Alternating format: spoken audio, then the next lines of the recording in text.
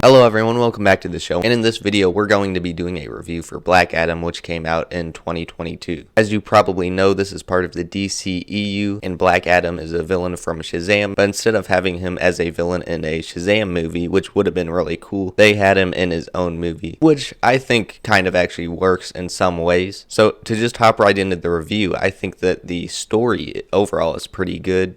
The villains are okay, and it's definitely very unique from other DCEU movies. It just has a very different setting. And even Dwayne Johnson in the lead role, one of the major complaints about him as an actor is that all the characters he plays in different movies are just pretty much the same character, just too similar to each other. But in this case, he has to play an ancient guy that woke up in the 21st century. So he actually kind of does a little bit of a different performance than his usual roles. Although it is kind of a little bit too bad that this movie was in development for a long time, because as you know, it took so long for them to make this movie that Dwayne Johnson was bald by the time they filmed it. And back when he actually had hair, it was pretty much like the same haircut as Black Adam has in the comics, so that would have been a little bit cool to see. Overall, though, I think there is some pretty cool visual effects, some unique things they do, especially with Dr. Fate. I think he's a cool character, as well as Hawkman. The other two characters in the Justice Society were a little bit forgettable, though. They could have put a little bit more effort into that part of the film, because you just didn't know them well enough to really connect with them as a viewer. And the thing with this movie is there's a little bit of humor in it, a little bit of action, a little bit of emotion at different times, but it doesn't really lean in onto any of those things very heavily. It doesn't really do any of them particularly well. It's just a little bit of each of them. And so I kind of get why some people